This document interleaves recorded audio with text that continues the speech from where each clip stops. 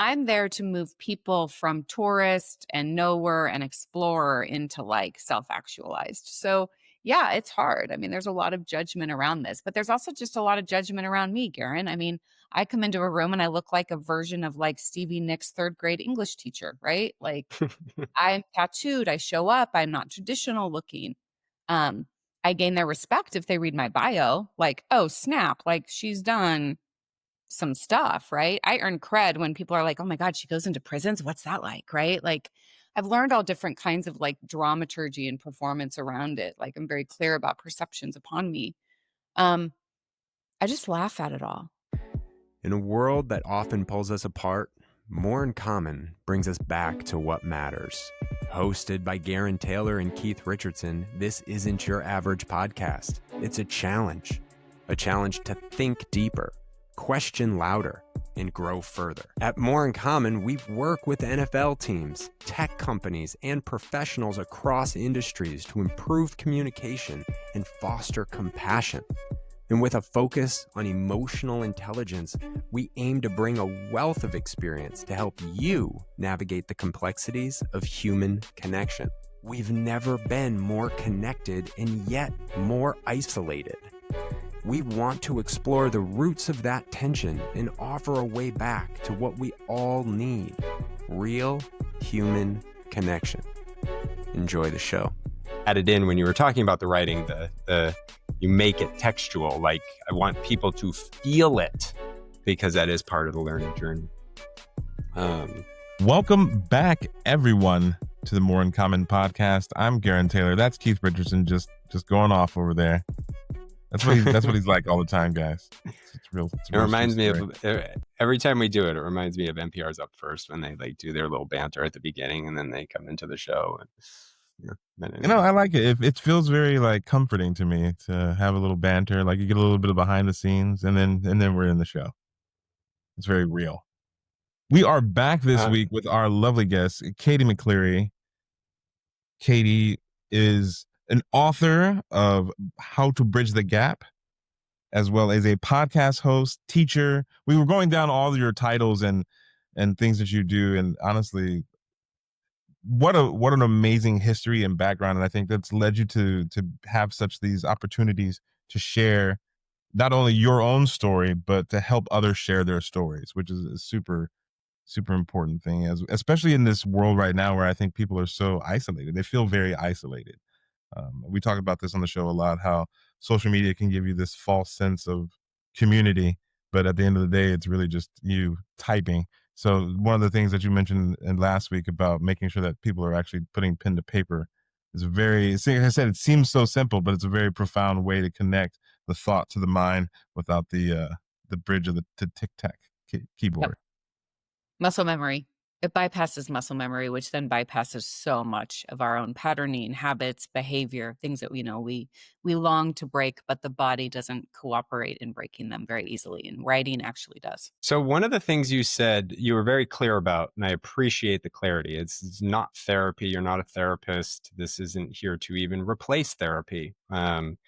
It's and that was on the heels of me talking about Jesse healing his trauma, because I think it's such an important, like, trauma needs attention, not just one thing. What type of results and outcomes do you see people experience through this Freedom. exercise? Yeah. Freedom. That's what they experience. Freedom from the trauma. It's still there. It's still heavy water to carry. I'm going to talk about pelicans in a second. They experience what belonging. A teaser.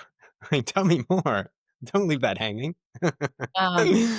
Yeah, they just experience freedom, immense freedom. They experience limitlessness. They access the joy of their imagination again, which makes us like imagination is probably like our most fundamental human gift that we have. So let's talk about pelicans. Is this my side of my pelican? Oh yeah, I have a little pelican right here. Nice. So this is permission pelican. And pelicans, I'm a bird nerd. I know a lot about birds. And pelicans I just love to watch them. They actually are enormous, enormous birds, and they fly insanely high. Like they fly higher than many other birds out there, and they're so giant, right? And they got that big like beak. So when they dive down into the ocean, they scoop up all that insanely heavy water because in that water is the thing that's nutritious that they learn to swallow the nutritious thing and then dump out or squirt out the heavy water. And if they want to fly super, super, super crazy high, they have to let go of all that heavy water, even Mm. in that water that nourishes them, sustains them, and makes them who they are. So for humans, I think a lot about the heavy water that we're all bogged down by. And we all carry heavy water. Some of us carry heavier water based off where we're born and our culture and our belief system. Um, and so I want to soar. I want to be limitless. I want to feel freedom. And I want to be able to set the heavy water down when I need to set it down. And I think that honestly, that's what this writing gives back to you. If you commit to it and you do the work, research shows, I think it's something like 135 times or 136 times is how many times you should write a core memory that shapes you. And that's how you begin to heal it, release it, let it go, and transform it. It doesn't ever leave you. It's still who you are. It's about, though, transforming and letting that heavy water go. And so I think that's really the results that it gives people. Love that. Can I start? Can I, G? I know you have some other questions, but you said something leaving last episode, so I want to do something very specific here. 135 to 136 times sounds very, very daunting, right? Mm-hmm. So if I'm listening to this podcast, like, oh, I can't do that. But Okay. what I want to tie it back is to something that you said last week to make it less daunting and ask you this question. You said you have participants write for 7 minutes, and Mm-hmm. you just said a single core memory. So it's 135, 136 times, not of the same thing, but for 7 minutes and a single core memory that you're going to write about. Is that the specifics of what I heard, drawing it all together? And yes, and it was so funny. I was doing math while you were doing that because I knew where you were going. Nobody's ever asked me Yeah. that question, by the way. Um, so in the writing process, I don't tell them what to write. I say, you need to write Hmm. whatever bubbles up in your mother tongue, no judgment. Your grocery list could come out if your brain is tired, or this like incredible core memory that like sometimes maybe you don't even remember is there, comes Yeah. up. So it's not prescriptive in that way. However, I can tell you, I did my thesis on one of many theses. I have 3 degrees. I did my thesis on psychobiography. And in psychobiography, what we do is we choose an author and we read all of their work, all of it. So I've done this with Nabokov, Virginia Woolf, Toni Morrison, Alice Walker, many, many, Marguerite Duras. And you read, oh my God, and Kafka. I love Kafka. And you read their work, all their work. You can literally distill their work down to 2 or 3 core scenes. And then you begin to read their biography. They are literally just writing the same stuff over and over and over and over and over again. You do the same thing as humans. So I don't need to tell you to write a core memory. However, if you are after freedom and letting go of that heavy water, you will begin to learn as you do this process over time your own patterns. You'll be able to see, my gosh, why do kittens always show up in my work? Why does Katie always behave this way when this happens? Right? So you begin to notice your own patterns. And then when you get really serious with yourself and you want to do this work, then try to write that scene 135 different ways. If you did Mhm. that scene, here's the math. If you did that scene 135 different ways for 7 minutes, that's 945 minutes.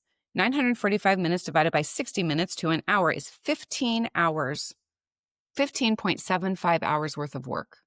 So in 16 hours, if you wanted to be, real performance-based mathematical analytical about it, you could do a lot of moving forward of your story. And guess what? It didn't cost you Right. anything but pen and paper and your own mental sanity.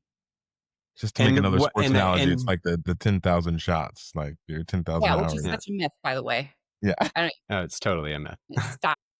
No, I That's know. Yeah, I just and wanted to another one to of those 10,000 hours. Malcolm Gladwell even took it back. He's the one who promoted it in the tipping point. Yeah. No, so thank you for following me on that one. It helps to work together in the same work, so you knew where I was going with it. And it's very important in every one of our episodes that we try to make what is talked about understood how it's possible. It's habit creation, habit formation, as you know, and we need to take small steps towards long-term habit formation. And if we try to bite it all off at the same time, it's not to say sit down for 16 hours and write, but that's less than a day. And so if you did it for 16 days and you did it every Saturday for 1 hour, even, right? And all of a sudden you're not even halfway through the year, Yeah. right? So I want to keep it real, So Katie. There's like, yeah. we always talk on the show about this work is hard. It's not always easy. So I want to hear a story from you about one time where it didn't go the way you thought. Like your tools didn't work as well as you thought you were, and how you got around that. Yeah. So people be resistant. People be people. The resistant ones are fascinating because actually they're the ones I love and care the most about. And yeah, I've had one kid I've written with well over 15 to 20,000 people by this point in my life. I can think of one kid that really was like, this sucks. I'm not doing it. You're stupid. God bless that kid. God bless. Um, He left Other his than mark. that, I will say we are shooting 99% at 916 Inc. and changing kids' Amazing. lives. But it's about trust. It's about belonging. It's about, hey, we all don't have to look a certain way. You can come and read me your story privately.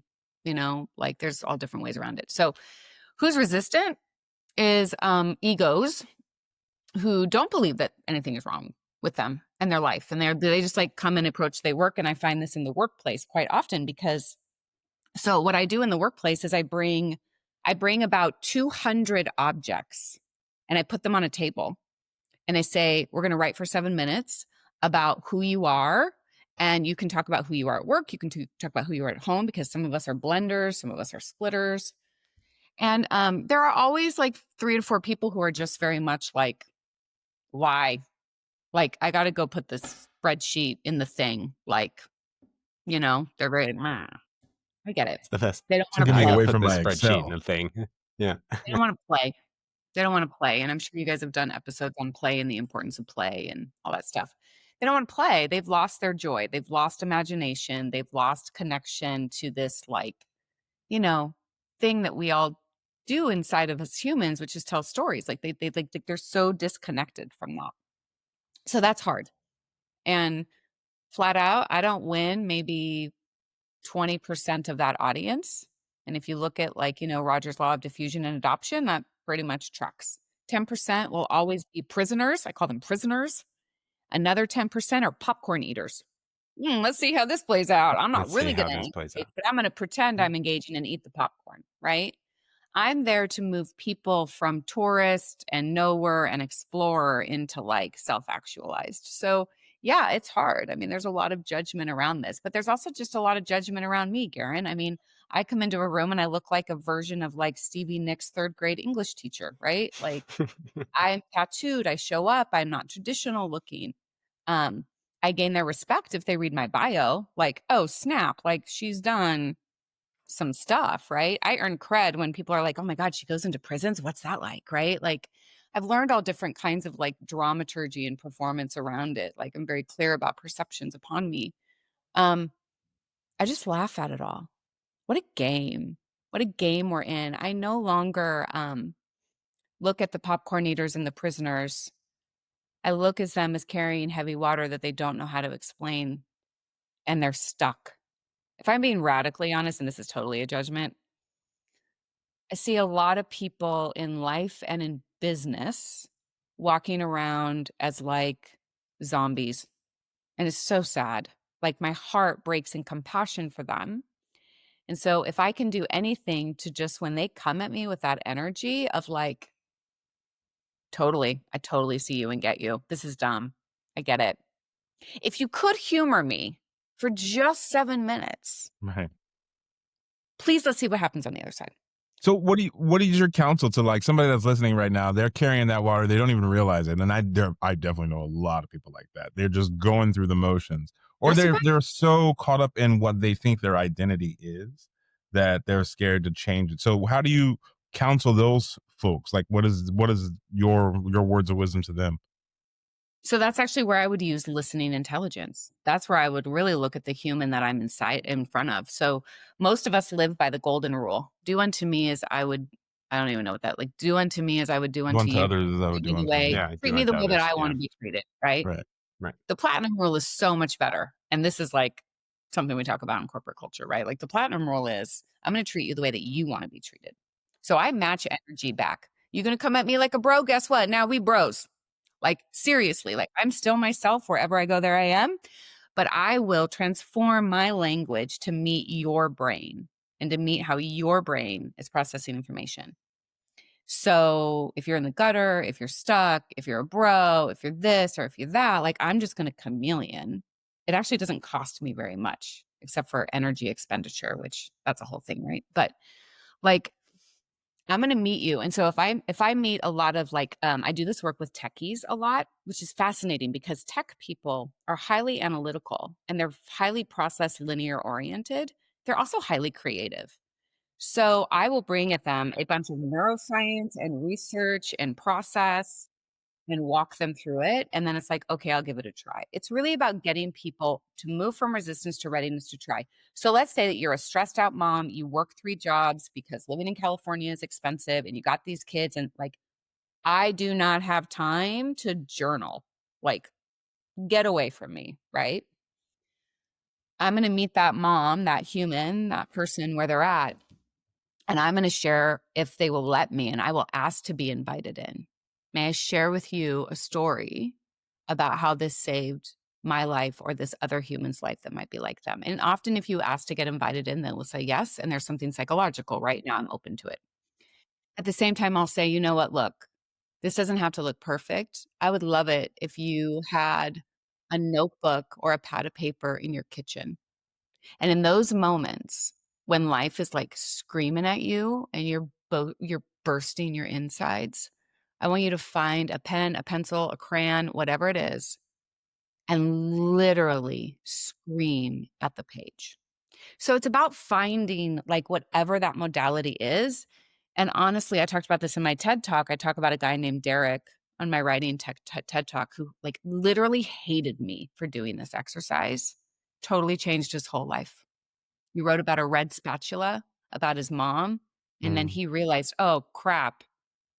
Like, this is how I treat my employees. This is how I treat my clients. This is like whatever comes out of you is your psyche telling you something." And, like, he broke open after that. So, I don't know if I answered your question, but it's different for every single person. It's situational. How do I chameleon while still being myself to create trust in your brain? I think that nails it. I think that's the balance that we often talk about when we talk about meeting people where they're at.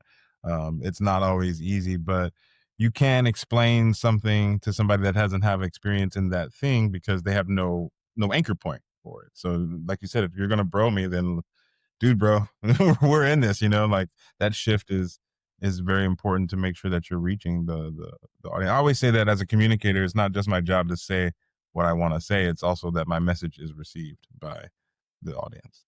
I'm really at a point in my career now where I'm gonna take on this word agility. I really would love to teach people how to be extremely agile communicators.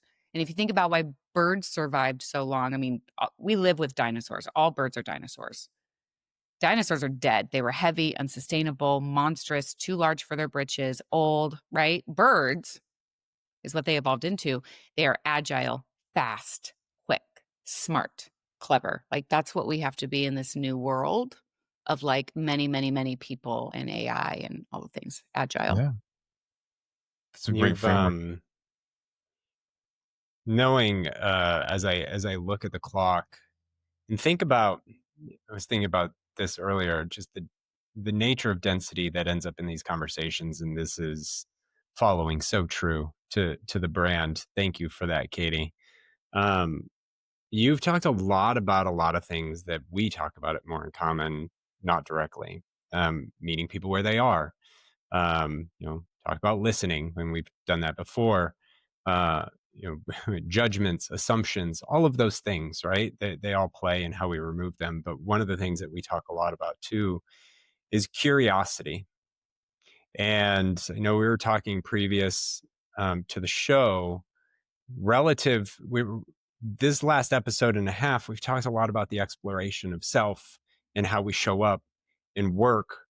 But as you've mentioned, a lot of that leads and helps develop a natural curiosity, which is one of the most important elements of us being able to bridge the gap and clear those divides and have better conversations and do all of that. So I'm curious to hear you talk a little bit about the impact this all has on the nature of curiosity and why that's so important.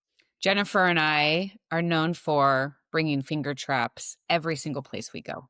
I mean, I'm about to hand out 800 of these pretty soon. Finger traps, this thing that we used to play with as kids. I get in there. Let's say I'm in a relationship, I'm in a conversation, I'm in an event, I'm writing my trauma out. And you asked me, Gerren, earlier, like, does it get hard? Oh, yeah. Like, I've dropped out a million times. Like, you'll find me bawling at my desk and I can't handle it anymore. Right. So often, things that make us uncomfortable feels like being in this finger trap. Mm-hmm. And right, the human inclination is a finger trap is I'm tight, I'm squeezed, I panic, I want to pull away. It just gets tighter, squeezer, harder, more tension, right? You can't actually escape the thing. So the key to getting out of a finger trap is radical curiosity. It really is. How do I get closer to the thing that I am uncomfortable with? And I don't know if it's about listening to learn, listening to understand, like it's just curious. Like, how do I have such curiosity in me that I'm willing to push forward, lean in, get close to the thing that I am like freaking out about, whether I'm conscious or subconscious to that freak out? Curiosity will get you out of that finger trap every single time. And because curiosity is hardwired in our bodies, and there's like 8 to 9 profiles of curiosity, we're really talking about perceptual curiosity. So I love doing this activity with people where I'll put a big picture up on a screen and I'll say, you either move toward that thing naturally, or you move away from that thing of like, no, that's not for me. Or could you in that moment not move toward or away? Could you be perceptually curious to say, okay, I'm going to move toward it with exploration. So doing things like, tell me about that, share with me, what is Mhm. that like? Like constantly asking open questions, not ever asking why. I'm really against asking why. What about this? Tell me more. Could you share, right? So one of the things I put up on the screen is a picture of a snake. And you'll watch people, and I actually have groups if the group is small enough to do, like move for, against, away, towards, and we have this huge conversation about snakes. We do it with fast food, we do it with aliens, we do it with MMA boxing, we do it with all kinds of things, the opera. It's fascinating to have these conversations about perceptual curiosity and like really people waking up like, am I really curious? Like and curiosity, like at its core is such a disruption. It's not woodpeckering people with why. It's like literally just letting go. And it's also being in a one-way conversation. I'm not here to contribute yet. I will contribute and get invited in at a particular moment. And there's a whole methodology in our book around that. But literally, perceptual curiosity. What do you move toward? What do you move against? How can you be still? And then begin to lean in. I think that is the key So to getting out of these situations. all this work that you do, all the impact that you've had so far, how do you see your work changing discourse or organizational culture? Like what's Katie's moonshot right now? What's your vision? Um, the vision for me in the American workplace is that people get to show up for a shared purpose and be together in it and like feel comfortable at work and not like zombies and stuck. That's like pretty important. And I think when we talk a lot about right now in our culture, authenticity. Like if you went to South by Southwest last year, the top 3 topics were AI, loneliness, and authenticity. And Gen Z definitely going to show up authentic at work. Gen X shows up authentic at work. We're middle managers. We kind of do things passive aggressively. Millennials show up authentically. Boomers have been taught to be pretty darn performative. And in that, they are authentic. Like it's a whole thing. So I want people to be able to show up authentic to who they are, because you're not ever going to get away from it, but like radically curious about how do I do something different? How do I be something different? How do I innovate? How do I begin to break out of the traditional scripts that are mired in our workplace? I mean, I still go in and do discovery calls and hear about what are you dealing with? And they're like, oh, it's so bad, right? Like, oh my God, this, and this. It's not. It's the same problems every workplace has. People are Everywhere. working in silos. People are doing drama. People are triangulating. People are being liars. There's a lack of trust. There's a lack of innovation. Like it's the same stuff. So, how can I get people to be perceptually curious, to innovate and move beyond the story they tell themselves about themselves and others? Like for me, that is a workplace application all day long. And then it's going to trickle over into life, community, family, etc. And then just real, to be honest, like at some point, like you make money there. Like, let's just be honest. Like I monetized what I Hmm. did in nonprofit, education, government, and I monetized it for how can I go and do this in the American workplace where people need this just as much. And so then I had to tailor and really get it in there. And I tailored a lot of it with Jennifer, and she was like a godsend about it. And she was doing this work anyway. She was just doing it in her own way. And I was doing it in my own way. And we found a third way. Do Best you way sometimes, right? yeah, that's right. Maybe the fourth way or the fifth way. Um, there's something you said in that regarding curiosity as we come to a conclusion here. I'd love to get your take on this because I think culturally we value the Socratic method, which is inherently not curious. How do you parse the difference for people so that they shift away from this, my questions are here to prove you wrong, to my questions are here to discover? You got to completely, like, I don't know if I said, yeah, I did. You got to knock them off their seat. Don't go in and use the typical tools and expect a different result. Mm, Give them an experience. Give them something unexpected. That's curiosity in action. Like disrupt them from whatever the normal paradigm is. I often say with people, like, I am incapable of having a small talk conversation with you. I am here to like push you in the deep end of the swimming pool. And oops, I'm sorry if I did that and you weren't ready for it. Like, that's the little bit of like evil in me. Like, it is my judgment against cookie cutter culture. So if a leader is brave enough to bring me in with my toys and my writing, and oh my God, all of a sudden you realize about 15 minutes into it, you're like, oh, like we're doing something very different and meaningful. And then it's on me to tie it to your workplace, right? It's on me to make mhm, that for you. And I do that. But um you got to be brave enough to knock people off their seat and be brave enough to, grapple with them in their resistance mm, and do it with joy, because it's really hard to negate yeah, joy. yeah. My goodness. There's a lot here, G. I mean, Katie. that last one just like gave me reflection waves. You know what I mean? Like the do it with joy, but knock their socks off. You know, I always try to have those moments with the random interactions that you have, and then they turn into friendships, and they turn into long term. How can we help each other out? Symbiotic relationships, and you never know. It's like you were saying about your co-author, that complete opposites. There was a lot of resistance there originally when you first were going to meet, and then you just went for it, and you kind of both figured out how to be in the moment, how to be honest and be real with each other. And that led to where you are now. And sometimes we just have to take those chances. Yeah, I'm so grateful. I'm so grateful for her. I love her. And yeah, you never know. You get to make friends wherever you go, even when you really disagree with them. Yeah. Yeah. Sometimes it's what it is. Yep. This is the More in Sometimes it's Common the nature of the podcast. friendship. I'm Gerren Taylor. That's Keith Richardson. Katie, thank you for being with us these past couple of weeks. You can find her on NPR's Cap Radio, The Drive. Also, check out her book, Bridge the Gap, so that we can make these relationships stronger.